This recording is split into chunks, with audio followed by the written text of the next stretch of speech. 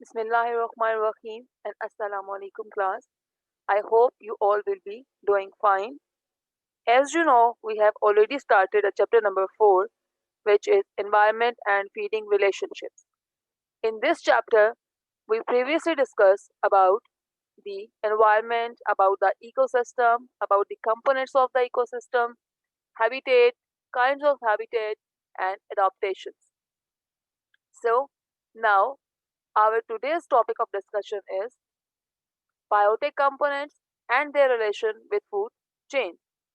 As we have already discussed in the lecture, in the chapter, that biotic components are the living components. What are these? These are the living components, for example, plants, humans, animals, and microorganisms. So, in this lecture, we will discuss about the relation of the living components with the food chain. Let's have a look towards this picture in which different plants and animals, which are the biotic components, they are interlinked, related in the food chains. How all of these are interlinked, interchanged for the food. As I said, the living thing, the biotic component. So, we all are familiar that every living thing needs energy. Why? Because due to this energy, we can move, we can walk, we can speak. Any of the thing which is moving needs energy. So, we can say that every living thing needs energy for their survival. It is very necessary. But now, there's a second thing that this energy is passes from, it transfers from one organisms to other one. So, just have a look to this picture that how energy is transferring from one organism to other one and how the living things need energy. This is the sun, and sun is the major source of the energy. The sunlight passes from the sun to the plants. These plants utilize or use this sunlight and then prepare their food. They make their food by using the sunlight. And then these plants are further eaten by the mouse. Mouse is an animal. So any of the animal which eat plant is called primary consumer. Now this mouse is eaten by further the other organism. This is snake, and then this is eaten by the hog. So basically you can see here that how energy is passes or transfers from one organism to other and other to next one. This is the whole transfer of energy from one to the other organism. As I said, the biotic components are the living component of the ecosystem. Now, let's see about the categories of the biotic components. There are basically three components of the biotic part. You can see here the first one is producers. What are these? Producers. And who are the producers? Plants are the producers. Why the plants are called producers? Because they use the sunlight and different other nutrients and minerals and form and make or form food. They produce food. This word is telling that producers mean produce. It means to make. So producer basically make food. So plants are called producers. The second category of the biotic component is consumer. As the name tells that consumer means consume. It means utilize, to use. So here is the grasshopper, which is animal, and it utilizes the food which is made by the producers. So we call them consumer because they are using their food. The third category is decomposers, from the word decompose. So it means that the microorganism, you can see here, the microorganism basically decompose or decay the dead particles, the dead plants or the animals. So what they do, they basically decay or decompose the dead material of plants or animals. So let's see one by one all of them. First of all, we will look towards the producers.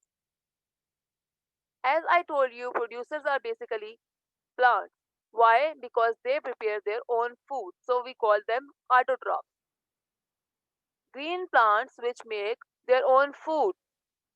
How they make their own food? By the process of the photosynthesis. So, it is the process in which the sunlight, carbon dioxide, chlorophyll, different minerals and nutrients, carbon dioxide, etc. are added, and these are basically utilized in the process of the photosynthesis, and then food can be prepared by the plant. So we call them producer or the autotrophs. Second biotic component is the consumers. As I told you, the animal which consume the food which is prepared by the plant, so we call the animal consumer because they cannot make their own food. So the organisms which cannot make their own food are known as heterotrophs.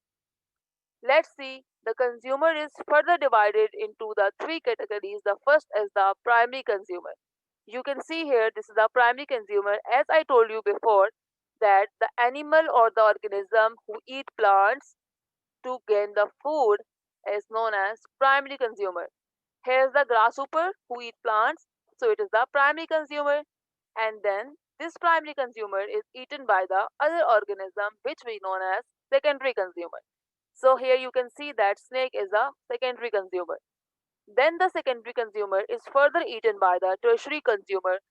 So this is the line. So you can see there primary consumer, secondary consumer and tertiary consumer. Now there's a video. I hope it will give you a better understanding and better learning about their producer, about the primary consumer, about the secondary consumer and tertiary consumer, and how they are linked with each other for the food. You can just see. Plants are called primary producers because, using the soil, water, and the sunlight, they prepare their own food through photosynthesis. In this example, grass is called primary producer.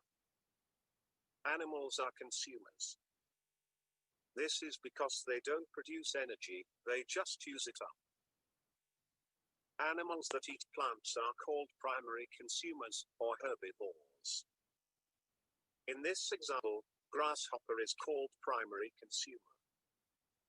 Animals that eat primary consumer are called secondary consumers or carnivores. In this example, frog is called secondary consumer. If an animal eats secondary consumer, it is called a tertiary consumer. In this example, snake is called tertiary consumer.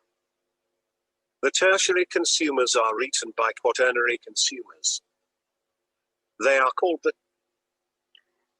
Here is the end of the video. I hope you got the idea. So moving towards the next term, which is food chain. So let's see what is food chain.